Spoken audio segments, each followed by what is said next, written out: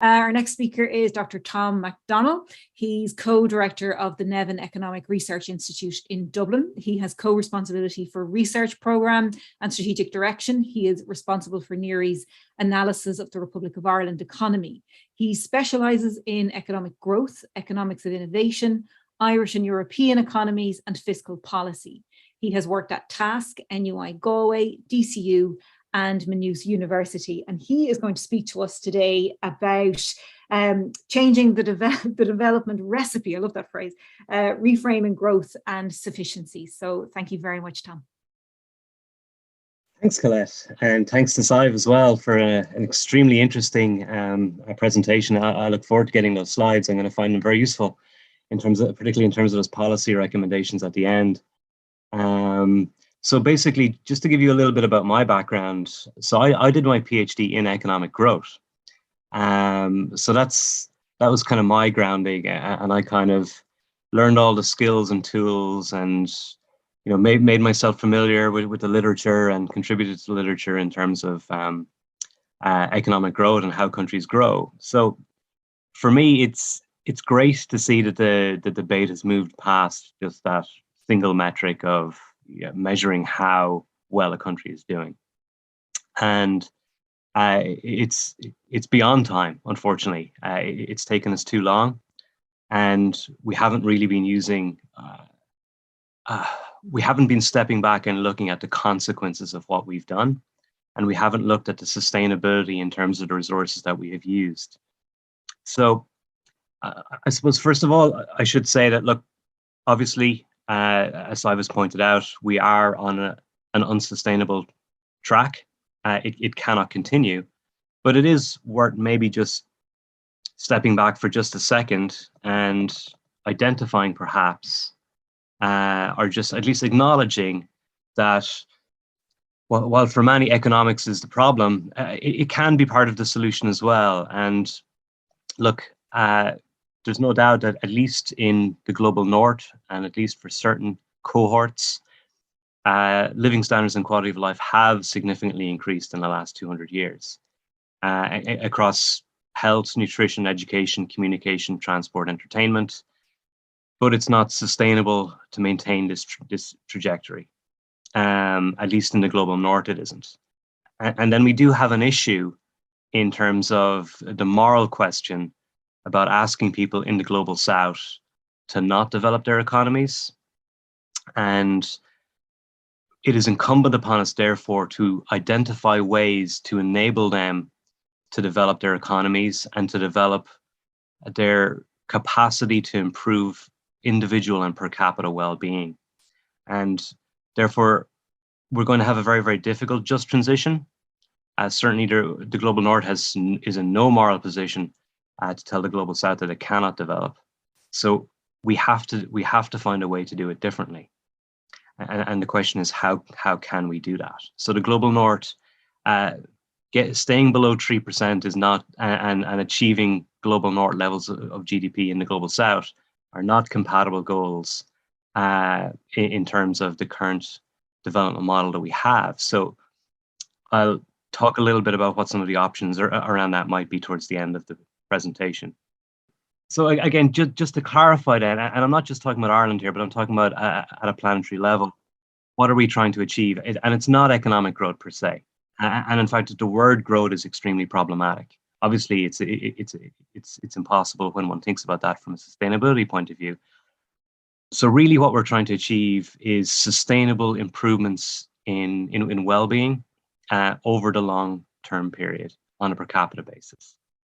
So sustainable and inclusive for me are crucial. And just to say as well that I work effectively for a think tank that is supported by the Irish trade union movement. So there is a lot of fear within the population, not just in Ireland, of workers, I mean, but also across Europe, because I would have a lot of contact with similar organizations about how the just transition is going to play out. So that creates a form of lock-in, not just by the capitalists who obviously want to maintain the status quo, but for workers as well. And we see this in examples in Poland around the coal industry, but also in terms of Ireland. Look at the Bord na Móna situation. look at the enormous amount of lock-in associated with agriculture in Ireland, and particularly the meat and dairy sectors. So it has to be sustainable and inclusive, but it also has to be sequenced correctly, and that has implications for how we manage this transition in the global north and in the global south. So we need to begin by having a playbook. So in terms of part one, we do have to achieve growth in the economy's productive capacity if we are to achieve those well-being enhancements. But that is not the same thing as saying we need to increase economic growth as is measured in its current fashion. And obviously John Barry earlier has made this point about the problem with GDP and any of those metrics that you use. We need a different indicator or a different dashboard of indicators to allow us to properly have this discussion. One of the things that we have to do is we have to decouple productive capacity from greenhouse gas emissions. So we have to achieve that completely. So it's not just about reducing it because we can't. Time is running out effectively. So the question is, can we do it, and if so, can we do it fast enough? The second issue is we need progress in income adequacy, well-being, and closer economic equality. This is across all dimensions of income, wealth, but also access to services. And then we need long-run sustainability and resilience, and that resilience has to be across all dimensions, environmental, of course, but also fiscal and political. And often some of the solutions that I hear described are very good on the environmental side and very good on some of the other aspects, but are not really cognizant of political economy realities. So the sequencing here is very important, and in my view, carrot has to be at least as much a part of the response as stick. So carbon taxes are very, very important, and I completely support them, but there also has to be a kind of a circular hypothecation, if you will, and a provision of the resources to enable households, particularly lower income households, to make those transitions in a way that doesn't push them into poverty and deprivation. And we're seeing at the moment a cost of living crisis, which really is only so far 7 to 8% inflation after a decade of no inflation. And immediately the response is we need to increase energy fuel subsidies. So immediately the green goals get thrown out of the window. So we need to have a narrative about what is the appropriate strategy, where are we going with this, and how are we going to protect those households so that we do not have that as the first response. And that has implications for our social protection system. It has implications for universal basic services and indeed universal minimum incomes. So a quick segue. I'll be very quick on this one because it's dull, but I do often have to bring up the distinction because the growth debate, the zero growth debate can be problematic in the sense that it doesn't differentiate different types of growth. Extensive growth, we can all probably agree, is obviously going to run up and already has run up to the planetary boundaries, as Saif has already pointed out. So extensive growth is not the answer that we're looking for here. Yes, we can get some extensive growth benefits in terms of higher levels of employment by reducing barriers to, for example, people with disability, lone parents, second earners, and so on. There are ways that we can increase employment, and that's extensive growth, but that's limited in the long term by demographics. So really, it's intensive growth. It's about using new ideas and about changing the ingredients of our economic system, changing how we do things. So trying to identify, are there ways that we can do things better, that achieve the same quality of life, well-being, developmental goals without using the same amount of resources, and ultimately, ideally, on a net zero basis.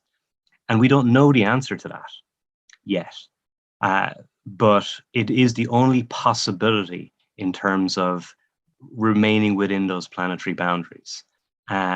So reconciling sufficiency and those planetary boundaries. So it's the only thing that we can try. So I'm not claiming that we will be able to succeed here. I'm not a techno-optimist by any means, certainly not Elon Musk or any of those guys, but I'm just suggesting that it is the only way it might be possible. So what does that mean? Ultimately, it's what people call innovation or productivity, but it's really about new ideas. It's about what economists unhelpfully call human capital. It's about the diffusion of ideas, about finding better ways to do things, having that filter filtered through the economy. Unfortunately, the incentives for innovation historically have not necessarily been compatible with environmental concerns and resource concerns.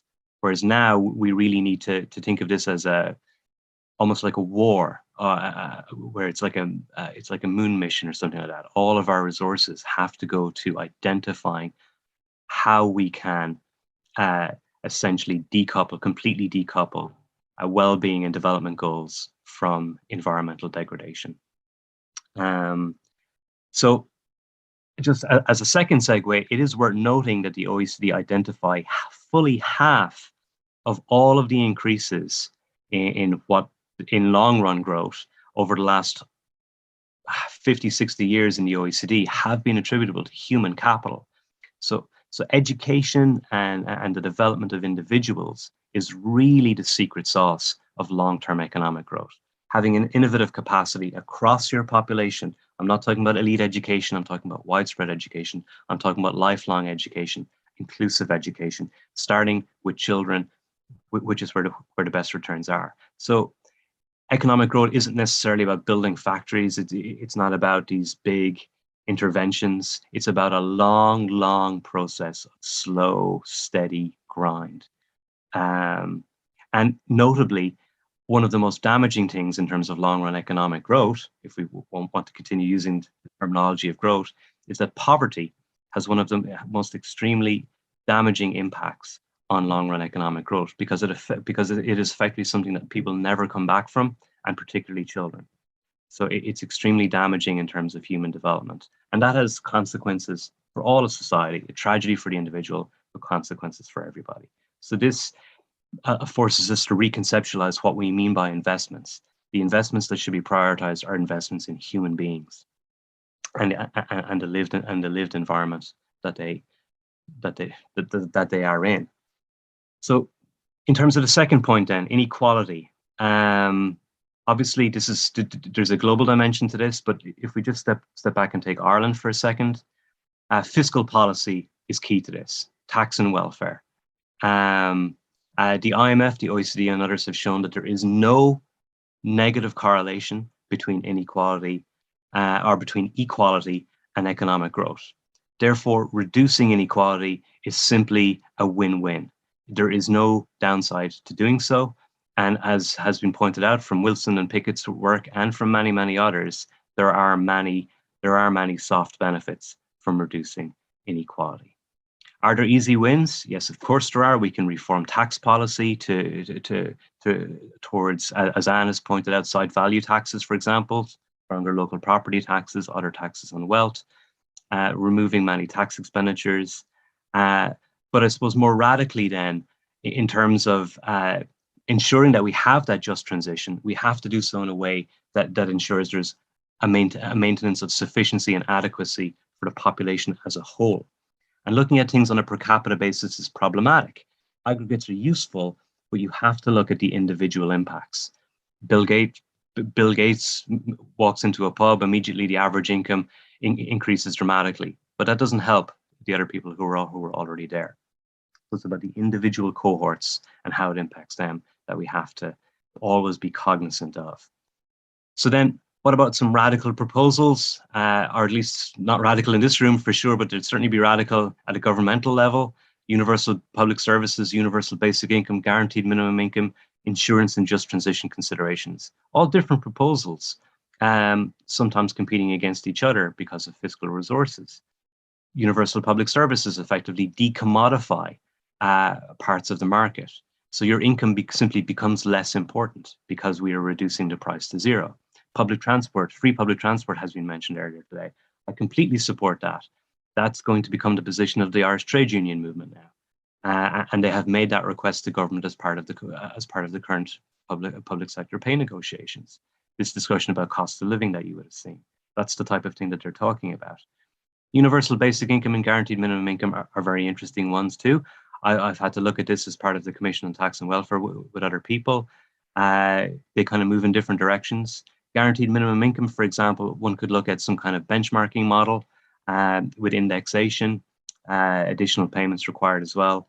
Social insurance and just transition considerations kind of go together as well. the social insurance model effectively enables you to go ahead with many of the net zero policies, because you have that social safety net in place. And ultimately, as Anne pointed out, we do need a sufficient social wage. We don't have a sufficient social wage in this country. You have to pay for almost everything. Other countries do better than us in this regard.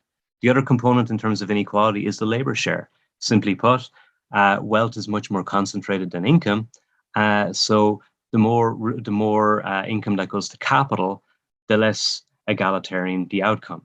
Therefore, we need policies that redistributes through higher wage floors, enhanced bargaining power of labor, but also valuing care work, reducing gender pay gaps, and sectoral wage compression. And then, of course, growth, as we said, is of mere temporary value if it is unsustainable. So unsustainability has many dimensions. Obviously, it's inappropriate because of fiscal policy, through tax breaks or a property boom. Everyone understands that. But what people don't necessarily appreciate is that we are going through a period of unsustainability. It's been a 200-year process rather than the 5-year process of the second Celtic Tiger or whatever it might be. So acknowledging that the current economic model is manifestly unsustainable requires us to reconceptualize what we are trying to achieve.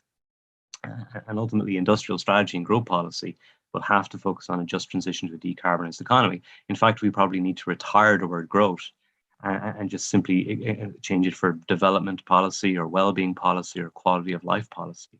I'm open to ideas on that. It will take a lot of work, I can tell you, to get the economics profession to move away from growth. But maybe it's time to stop talking to economists on some of these issues. We're an irascible and not necessarily collegiate group. So the profundity of this for Ireland and for other countries is perhaps not appreciated, and the political economy of it is very, very difficult. We've seen the agriculture sector in particular fight tooth and nail to maintain its privileges. Understandably, from the perspective of the individual, they are fearful of change. They are fearful that their incomes will collapse. They are fearful that their way of life will collapse. And this is what I mean about sequencing. We have to make it about the carrot. We have to show people that their lives will be better if we provide them with alternatives.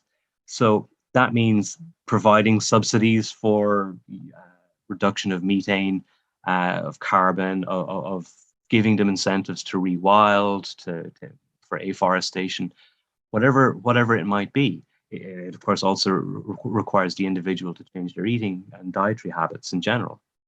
Transport, too, has to be a very, very big part of this. Again, public transport is part of it.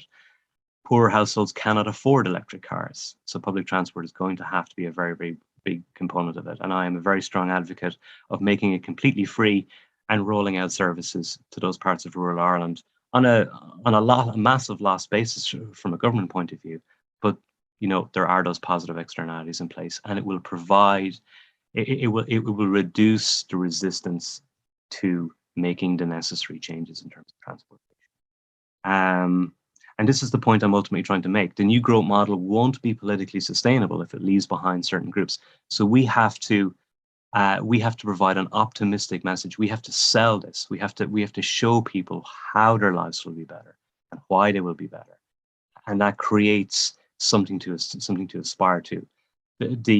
While I completely agree that the negative message has to be out there and the catastrophe that's coming has to be shown to people, they also have to be shown the benefits of what they're going to do individually for them and why their quality of life will be better. So, I mean, look, we all know some of the solutions. SIVE has identified them all already, or most of them: clean and renewable energy production, retrofitting buildings, affordable and available public transport, sustainable food production, rewilding, broadband for remote working. All of these things and many, many more are rewiring of the Irish economic system. Looking more globally, it's incumbent upon countries like Ireland and the United States and much of Europe and the rich world to essentially compensate the global South by providing them the resources that will allow them to convert their economy to net zero. they won't have the resources to do that themselves. Countries in the global north have already expended more than they're allowed in terms of their historical greenhouse gas emission stock, if you will. So my view would be that the global north should simply pay for the required rewiring in terms of energy infrastructure, transport infrastructure, and all of those measures that will be required in the global south. It's incumbent upon us to do that. So ultimately, then I would say that a 21st century high-level economic policy should take a multi-pronged approach around these three dimensions of capacity in terms of economic capacity. That means in enhancing your innovative and sustainable productive capacity and removing employment barriers. Also, second dimension of equality and ethics, ensuring income adequacy and universal provision of services and in pursuance of greater economic equality, both through fiscal policy and other means. And then sustainability, which means engaging in foresight to identify sustainable shocks and make strategic adjustments to policy to respond to those shocks in good time. And look, we've already talked about systems. It is the overall system that matters. So we have to accept that a particular policy might fail in some dimension, but that this does not mean that it should inherently be excluded from consideration. So there's been many attacks on the carbon tax over recent months, and it is regressive, but that should not preclude its increase. Politicians and lobby groups have a responsibility to look at the system as a whole rather than focusing on specific issues. Yes, the carbon tax is regressive, so hypothecate it and spend that money on free public transport or whatever other measures would counteract its impact. And then finally, at least in the case of Ireland, but it's true everywhere, and this is, I promise, my final point, there are very, very difficult decisions coming on fiscal sustainability.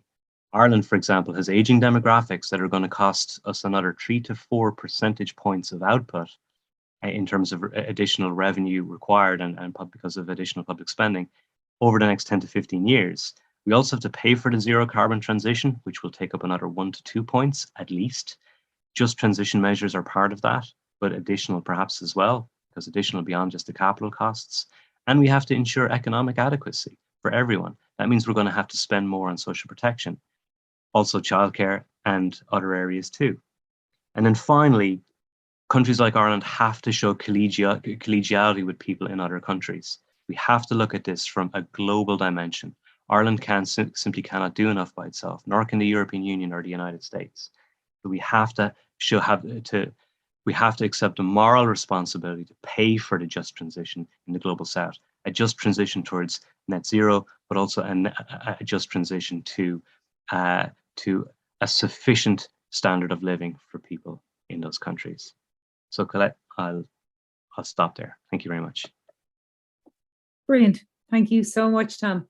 That was great. There's loads in there, and I'm sure well, we've already seen a good few questions coming in, and I have a fair few myself. So yes, I'm really looking forward to the panel discussion a little bit later on. Thank you so much for that.